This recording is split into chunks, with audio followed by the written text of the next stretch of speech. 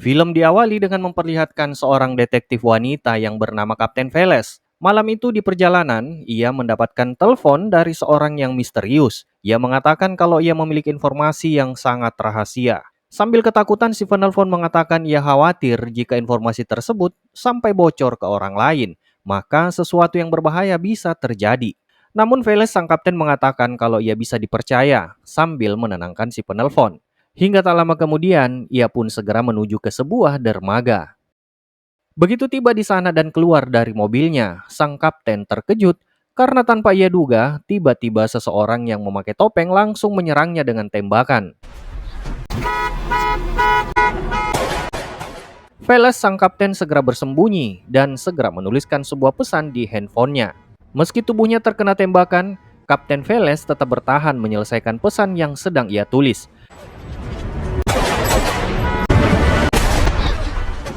Setelah yakin pesan itu terkirim, ia pun melemparkan ponselnya dan pasrah menghadapi sang penyerang. Detektif wanita tersebut akhirnya tewas di tempat saat itu juga.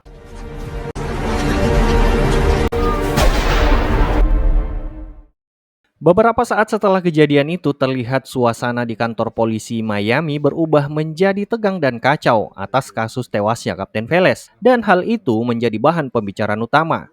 Sementara itu, Letnan Dane dengan nada geram menyampaikan kecurigaannya kepada Mayor Tom, di mana ia meyakini bahwa kematian sang kapten bisa jadi karena ulah oknum dari mereka sendiri. Namun sayangnya Mayor Tom tak bisa berbuat apa-apa karena tim FBI sudah lebih dulu datang dan mengambil alih situasi.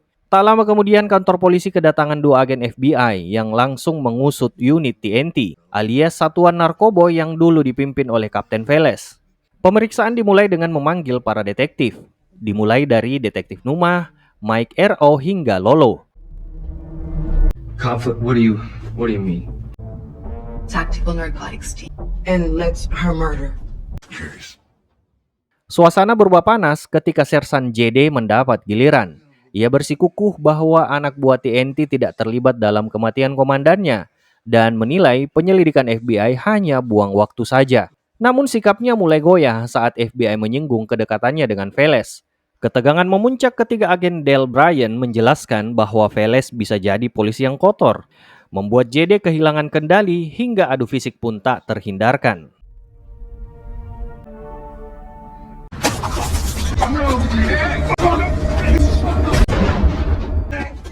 Hubungan kakak beradik antara kedua aparat ini memang sudah lama diwarnai perselisihan. Di luar ketegangan itu ada fakta menarik. Si polisi yang dikenal pembangkang ternyata merupakan kawan akrab Letnan Dane.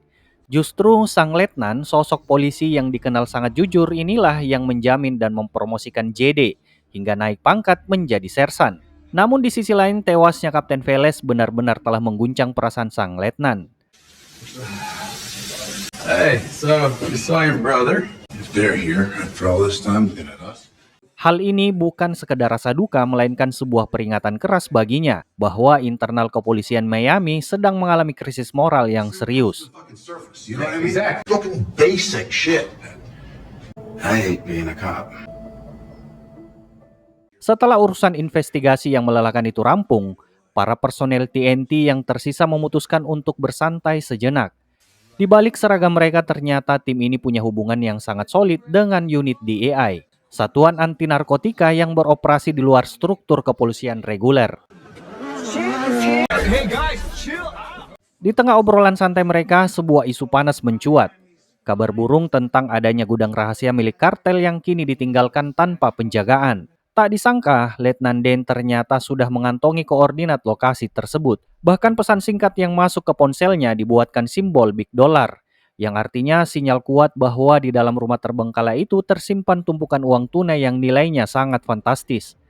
Tanpa membuang waktu, sang letnan segera keluar dan mengumpulkan timnya.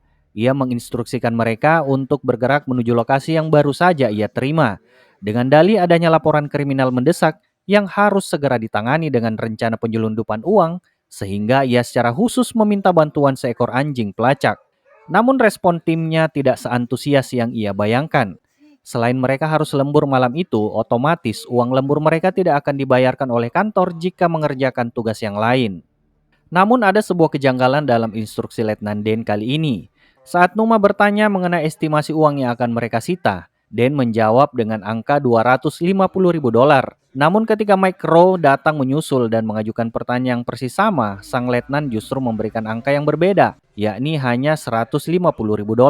Ketidakkonsistenan jawaban ini seolah menjadi rahasia kecil yang ia simpan sendiri.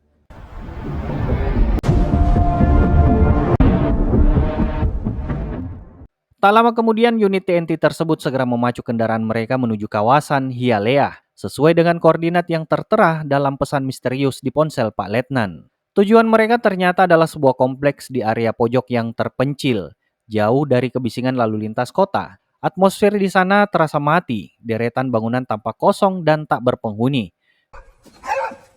Begitu tiba, Wilbur sang anjing pelacak langsung bereaksi liar dan gelisah saat dituntun ke depan salah satu rumah. Melihat tingkah laku si anjing, Lolo mulai merasa ada yang tidak beres.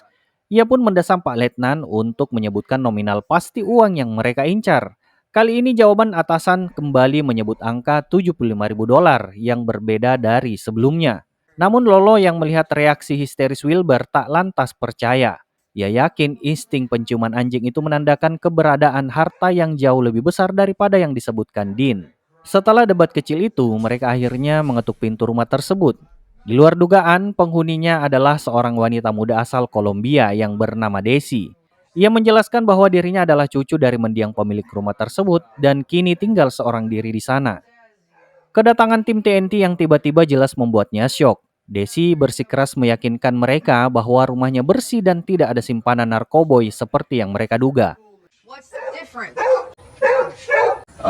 You can't say no. And what would you say to that? Setelah melalui proses negosiasi yang cukup alot, tim akhirnya berhasil mendapatkan izin untuk masuk tanpa perlu melakukan penggeledahan paksa. Begitu tim TNT menyisir ruangan, gerak-gerik Wilbur yang semakin agresif langsung mencuri perhatian. Saat dilepaskan, anjing pelacak itu melesat dan berhenti tepat di bawah pintu akses loteng sambil terus menggonggong di sana. Untuk itu waspada akan kemungkinan adanya anggota kartel yang bersembunyi di atas. JD kembali menginterogasi Desi dengan tegas untuk memastikan memang tidak ada orang lain di rumah itu. Desi pun meyakinkan bahwa ia tinggal sendiri dan bahkan belum pernah menyentuh atau membuka pintu loteng tersebut sejak menempati rumah sang kakek. JD dan Den segera memanjat masuk ke loteng yang sempit itu. Anehnya, ruangan tersebut tampak sangat bersih dan kosong, seolah tidak pernah digunakan. Namun mata JD tertuju pada seutas kabel listrik yang menjuntai lepas di salah satu sudut. Karena merasa ada yang janggal, JD mencoba menarik kabel tersebut. Ternyata kabel itu adalah tuas rahasia yang membuka sebuah celah di dinding. Begitu dinding itu bergeser, mereka menemukan tumpukan barang mencurigakan yang selama ini disembunyikan dengan rapi di sana. Mike Rowe segera diperintahkan untuk menjebol dinding partisi tersebut. Di saat yang sama, Dean dan JD berupaya keras menggali informasi dari Desi, yang tetap bungkam soal rahasia di balik loteng itu. Meski tumpukan uang di atas sana diperkirakan berjumlah sangat besar, Desi tetap pada pendiriannya. Dane dan JD yang sejak awal sudah menaruh curiga terus mencecar dengan berbagai argumen. Namun Desi bersikeras bahwa dirinya sama sekali tidak terlibat dengan barang-barang yang ditemukan di sana. End of the month, bills are due. But God isn't gonna make the mortgage. TV television. Begitu Mike Rowe berhasil menjebol dinding tersebut, hasil yang ia temukan benar-benar sebuah jackpot. Di balik partisi itu, mereka menemukan deretan ember yang masing-masing penuh sesak dengan tumpukan uang tunai. Uang kertas tersebut telah dipacking rapi dalam jumlah yang bervariasi. Satu ember saja ditaksir berisi sekitar $1,4 juta. Sementara ada sekitar 15 ember yang berjejer di sana. Dengan total perkiraan mencapai $20 juta, temuan fantastis ini seketika membuat semua orang di ruangan itu terpaku dan syok yang luar biasa. There's $1.4 million in this box. You ever seen this before? Jumlah uang yang fantastis itu justru menjadi beban berat bagi Dean. Merasa situasi mulai tidak terkendali, ia menyuruh semua anak buahnya meninggalkan loteng. Menyisakan dirinya hanya berdua dengan JD. DLT just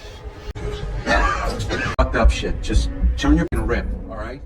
Dean bahkan bertindak jauh dengan menyita ponsel semua orang yang ada di sana sebagai langkah pengamanan. Namun di sisi lain, ia butuh pikiran JD untuk menentukan nasib uang-uang tersebut.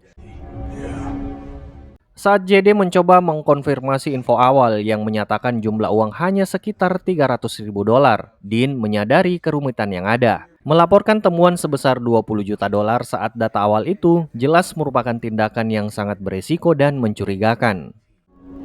Dean segera memerintahkan Mike dan Numa untuk segera memindahkan seluruh tumpukan uang itu ke dalam garasi. Mike, I want you to help Numa take him into the garage. Di ruangan tertutup itulah mereka nantinya akan menghitung setiap lembar dolar dengan teliti.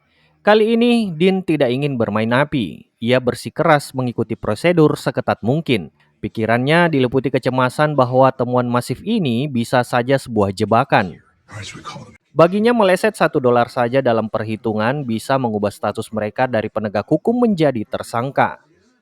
But, you know, we called Dean pun memutuskan untuk menunda laporan kepada Pak Mayor karena dalam situasi segenting ini ia memilih untuk tidak mempercayai siapapun. Makanya Dean kembali menginstruksikan untuk isolasi total.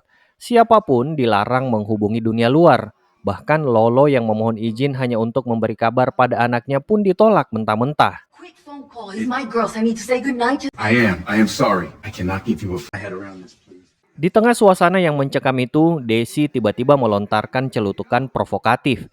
Ia menyarankan agar mereka membawa kabur saja semua uang itu. Namun tak lama di tengah perdebatan itu, Micro tiba-tiba memberikan informasi kalau di luar rumah terlihat sebuah mobil polisi yang berpatroli mendekat ke arah mereka. Call outs. Lolo, get the rest of those containers. Tanpa membuang waktu, Dean dan JD langsung turun untuk menghadapi petugas tersebut sebelum situasi menjadi semakin runyam. Di depan rumah, Dean mencoba bersikap kooperatif dengan memperkenalkan timnya sebagai unit khusus. Alih-alih segan, dua polisi patroli tersebut malah bertingkah mencurigakan dengan meributkan prosedur izin operasi.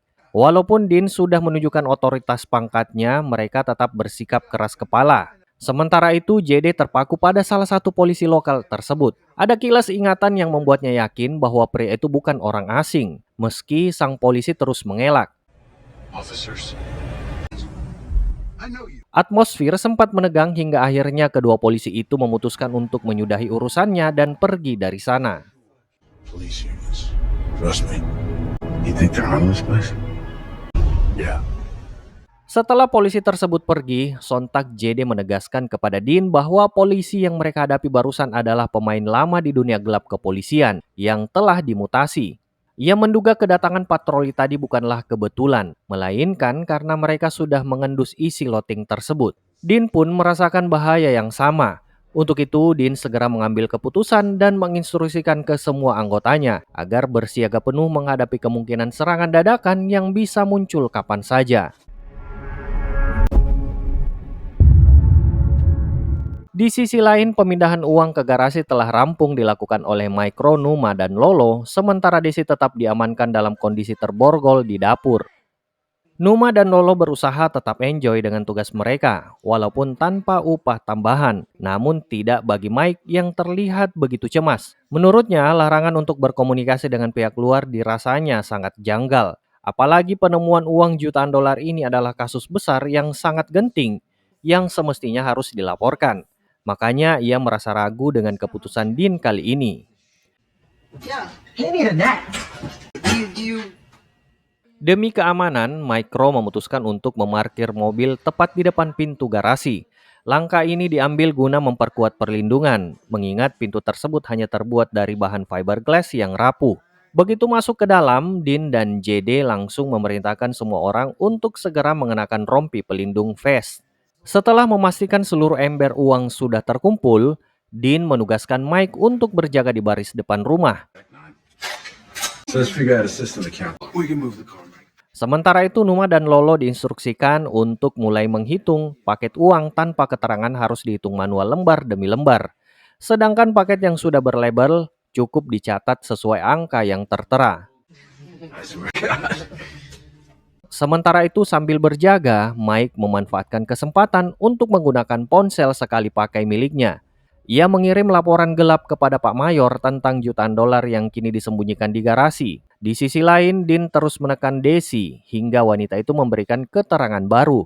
Ia mengklaim bahwa seorang pria misterius menelponnya kemarin dan menyuruhnya pergi. Yang lebih mengejutkan, ide untuk membawa lari uang tersebut ternyata bukan murni pemikiran Desi, melainkan bisikan dari si penelpon gelap.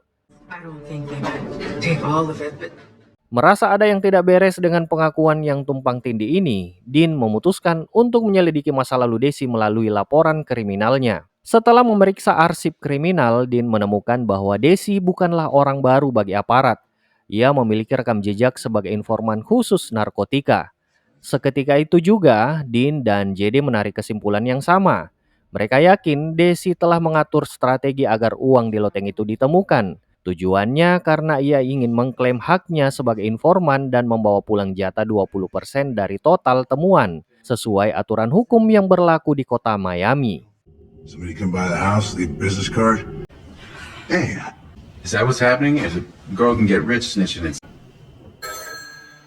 Tak lama kemudian tiba-tiba telepon rumah berdering. Desi terlihat panik dan langsung memperingatkan JD agar jangan mengangkatnya. Namun JD tidak peduli dan tetap menerima telepon itu. Si penelpon pun seketika mengancam mereka karena hanya punya waktu 30 menit untuk segera pergi dari rumah itu. Si penelpon juga berkata bahwa tidak ada gunanya mati konyol hanya demi uang $150.000. JD pun terdiam karena ia tahu jumlah uang yang mereka temukan sebenarnya jauh lebih besar dari itu. Usai menerima telepon misterius itu, JD mengajak Dean berbicara berdua untuk mencocokkan informasi. JD merasa ada yang janggal, di mana Dean sebelumnya menyebut angka $300.000, sementara si pengancam menyebut $150.000. Ketidaksesuaian jumlah uang ini membuat JD mulai meragukan kejujuran Dean. Kecurigaannya semakin kuat karena Dean juga tampak sengaja menutupi kasus ini dari pimpinan mereka. tell me what's fucking going on, Dane. And you were lying to me, and you were holding shit. And don't tell me I'm imagining shit, because I've known you too long.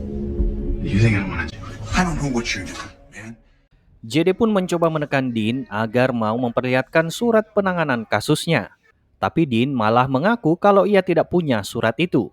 JD pun akhirnya menjadi semakin bingung dan alhasil karena sudah mentok, dia pun mengancam Dean kalau ia akan menelpon atasannya saat itu juga. Motherfucker, call the major. Dean sebenarnya tidak membawa dokumen resmi mengenai penanganan kasus tersebut. Ia mengetahui lokasi ini murni dari pesan singkat yang dikirim oleh Kapten Veles tadi malam. Ternyata Dean yang merupakan bawahan langsungnya adalah orang terakhir yang dihubungi oleh Kapten Veles sesaat sebelum insiden penembakan terjadi. Hey, Dale. Di sisi lain, JD tidak menghubungi pihak atasan secara langsung.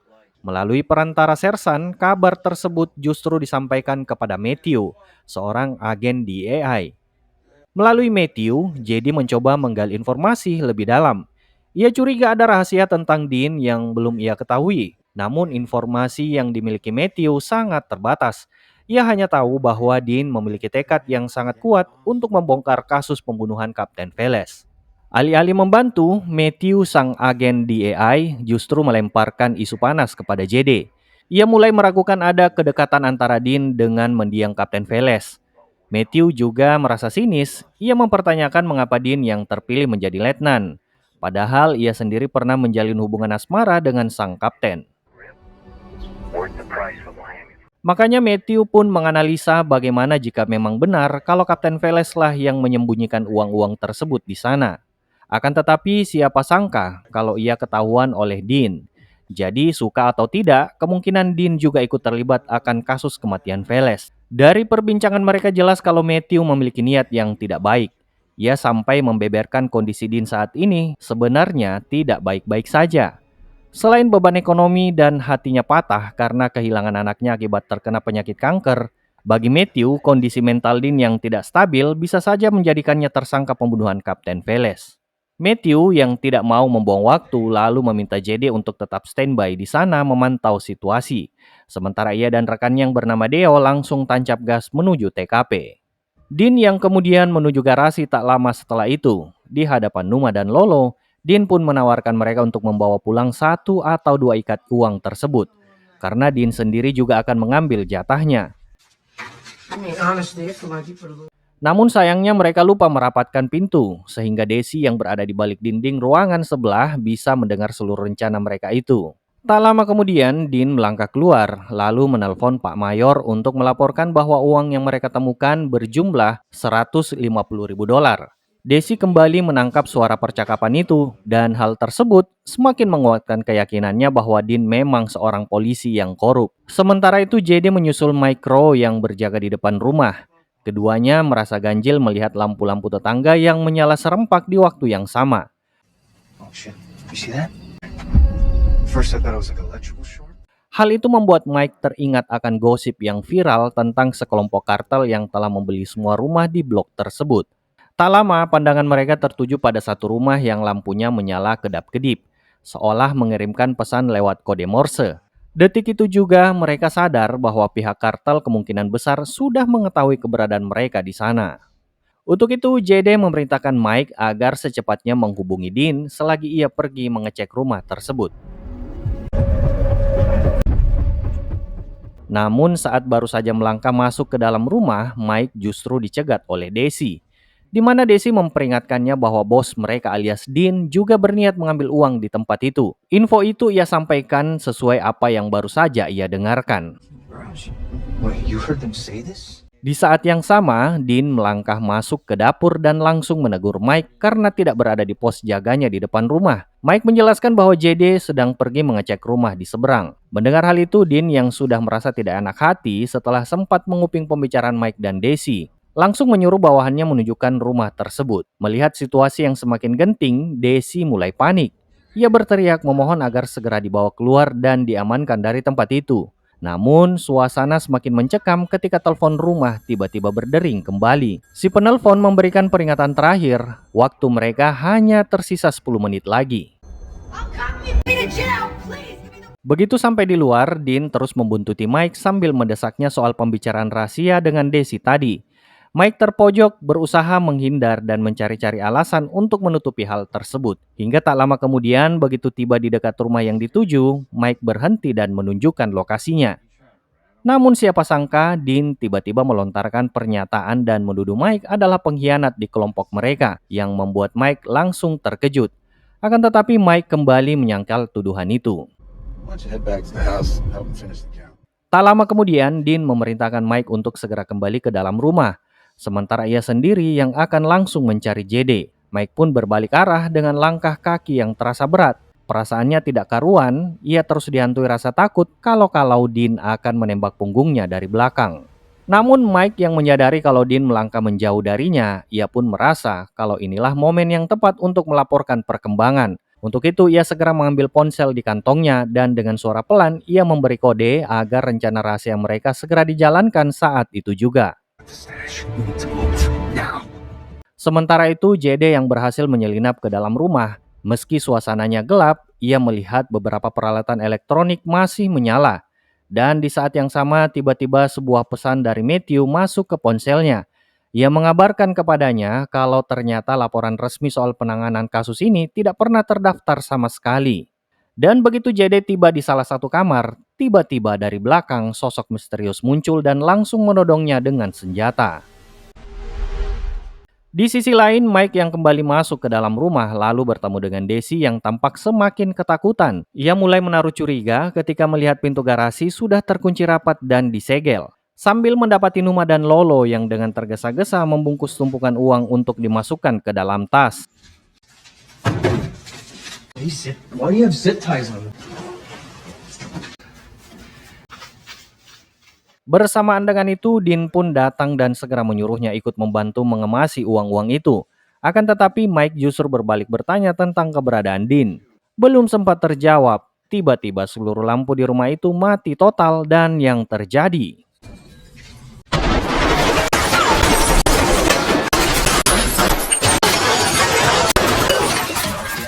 Baku tembak sengit pun pecah, namun masih belum jelas siapa lawan mereka sebenarnya. Apakah sekelompok polisi korup atau justru suruhan kartel? Di tengah kekacauan itu nampak Lolo yang harus tumbang setelah ia terkena tembakan.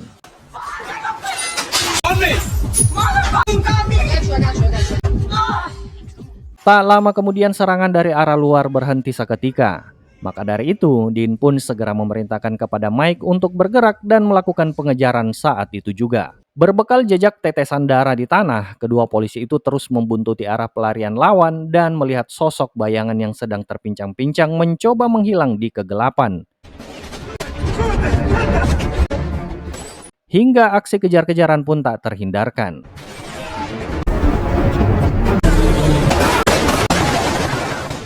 Aksi kejar-kejaran berlangsung sengit. Salah satu pelaku bahkan nekat memanjat dan kabur melalui atap rumah. Meski sudah berusaha keras, Dane dan Mike harus gigit jari karena buruan mereka berhasil lolos menggunakan sebuah truk pick-up. Upaya untuk menghentikan kendaraan itu pun gagal total.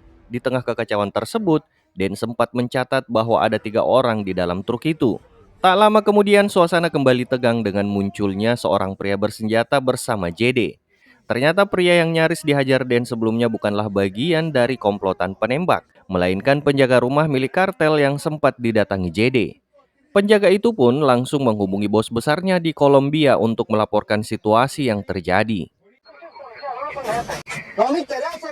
Si bos kartel kemudian berbicara dengan Dane dan mengklarifikasi bahwa anak buahnya tidak terlibat dalam penyerangan itu. Ia juga mengaku tidak butuh uang yang baru saja ditemukan.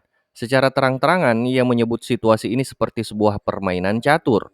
Meskipun bisnisnya terganggu karena banyak polisi yang tewas, sang bos tidak ingin ada pertumpahan darah lagi dengan aparat. Terkait siapa pembunuh Kapten Veles, ia memberikan lampu hijau kepada polisi untuk terus menyelidikinya sendiri. Muchachos, buenas noches.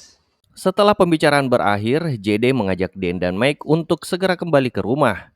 Mereka akhirnya menyadari satu hal, tumpukan uang itu sengaja ditinggalkan oleh pihak kartel sebagai umpan untuk menjinakkan aparat agar tidak bertindak lebih jauh. Kembali ke dalam rumah, suasana justru makin keruh. Begitu tahu pihak kartel tak sudi menyentuh uang itu, Lolo dan Numa mulai tergiur. Mereka mengusulkan agar sebagian besar uang itu mereka ambil saja dan hanya menyetorkan jumlah minimalnya kepada Pak Mayor. Dan berdalih bahwa ia sudah melaporkan kasus ini secara resmi. Namun, JD yang sejak awal menaruh curiga lantas tidak percaya begitu saja. Ese es el ejemplo que les da. Makanya dengan terpaksa JD harus membongkar masalah ini. Ia mengatakan sebenarnya tidak pernah ada perintah operasi hari itu. Semua itu hanyalah skenario karangan Dan untuk memperalat tim demi menggali harta karun tersebut. JD meyakini kalau sebenarnya Dan dan Kapten Veles sama-sama tahu soal uang ini. Lalu Dan mengatur pembunuhan Veles agar bisa menguasai semuanya sendiri. Kecurigaan JD ini diperkuat oleh ucapan bos kartel dalam bahasa Latin yang ia dengar tadi. Sebagai mantan kekasih Veles yang juga paham bahasa Latin, JD menangkap pesan tersirat bahwa pihak kartel menduga Veles dihabisi oleh orangnya sendiri, yang tak lain kalau ia adalah Dan. Easy, motherfucker. Who's out there? Sontak Dan yang mendengarnya pun langsung emosi, hingga terjadilah perkelahian antara mereka berdua.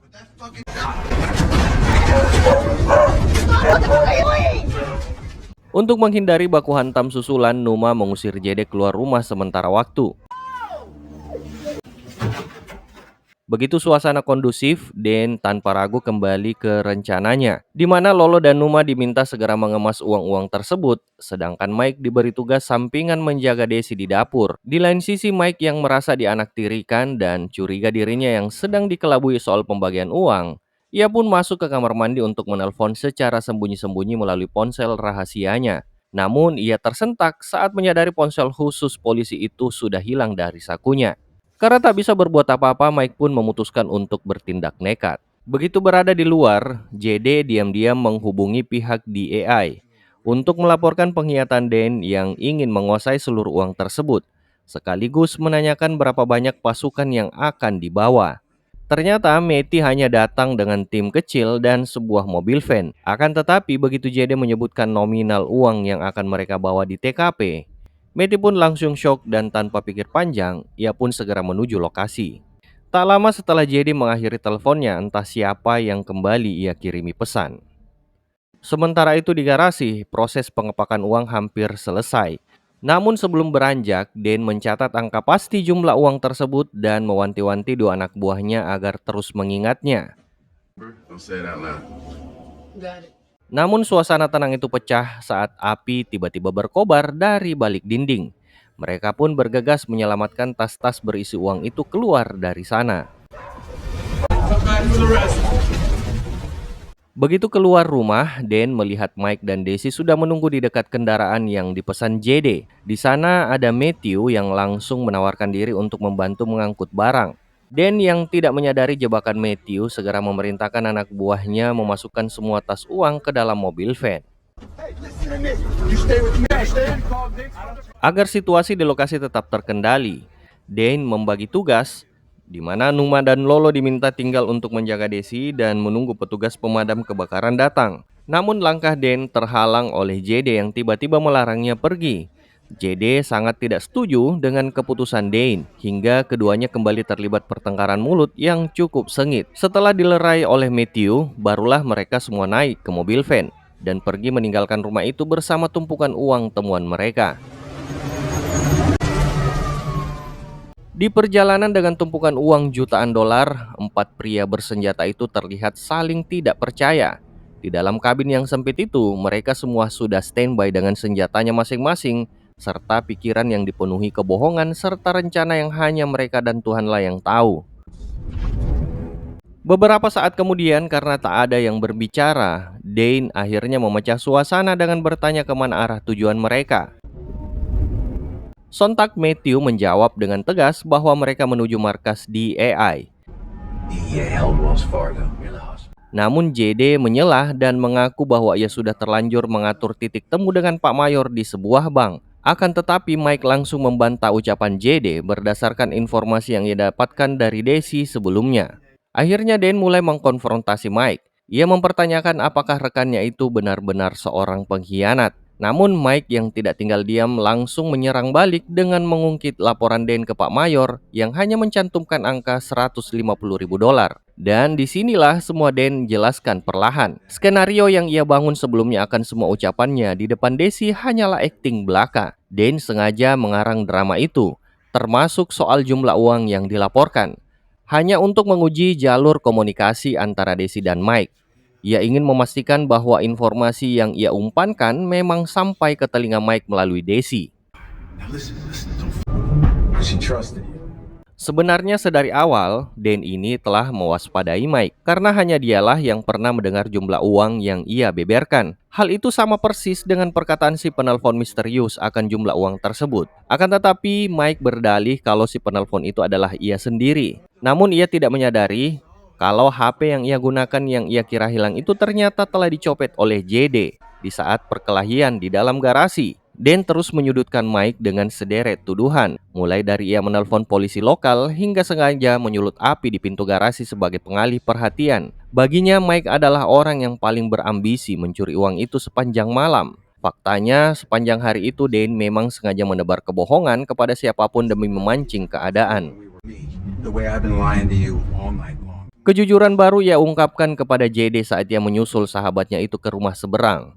Dan membongkar rahasia tentang informasi yang ia terima dari Kapten Veles tepat pada malam pembunuhannya.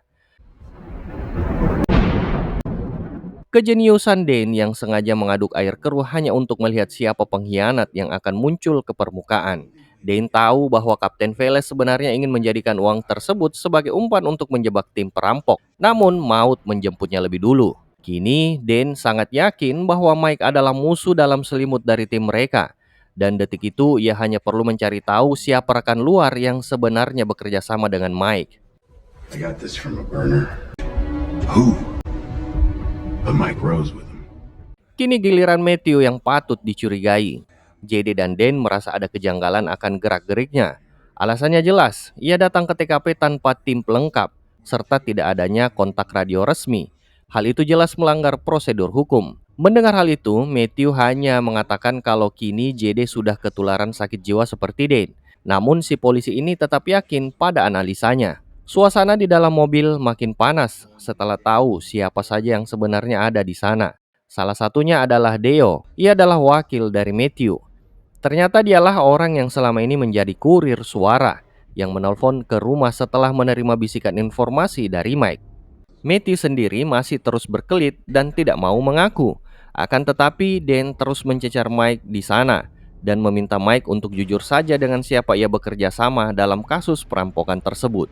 Mike yang terpojok akhirnya meminta ponselnya dikembalikan dan ia langsung menekan tombol radial untuk menghubungi nomor terakhir yang ia ajak berkomunikasi. Tak lama kemudian, suara getar ponsel terdengar nyaring di dalam van. Bukan dari saku Mike, melainkan dari saku baju Matthew yang kedoknya akhirnya terbongkar. Begitu ketahuan, Matthew yang sudah kehilangan kesabaran langsung menarik pelatuknya ke arah Mike, hingga terjadilah chaos di dalam van tersebut.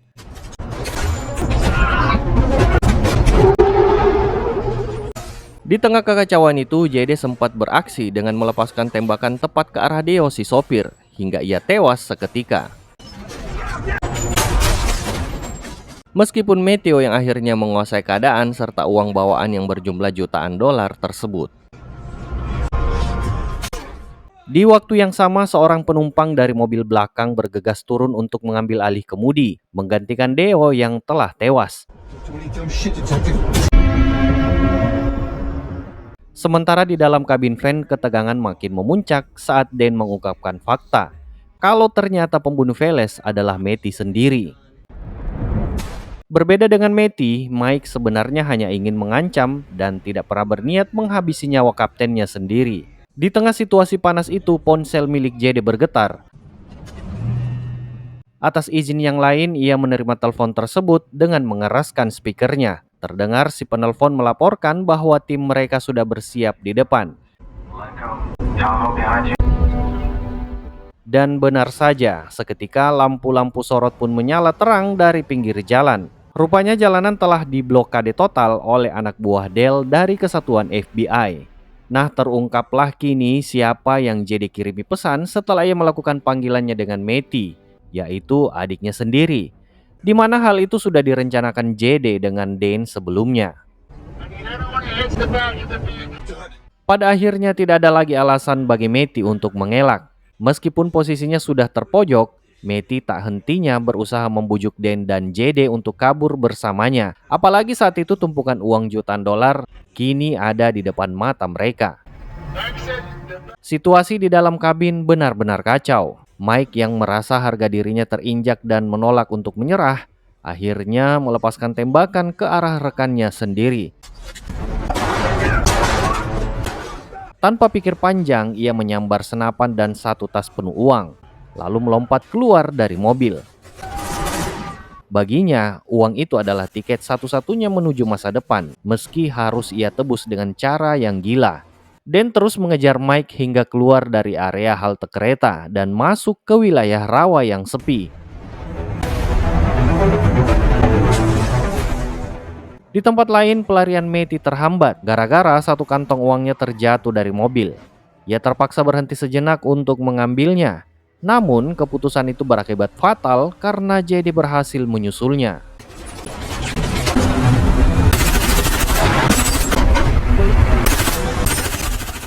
Sementara itu di tengah rawa, Mike mencoba berhenti untuk menyiapkan senapannya. Ia berniat melakukan perlawanan terakhir. Tetapi Dan bergerak lebih cepat hingga terjadilah perkelahian antara mereka.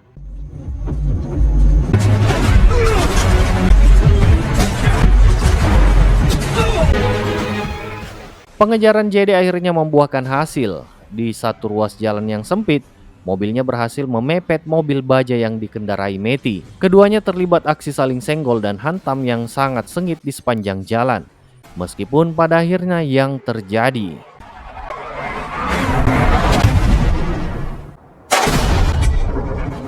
pelarian panjang itu akhirnya mencapai titik akhir dengan jatuhnya mobil baja Matty ke bawah jembatan dan menyerahnya Mike di tanah rawa.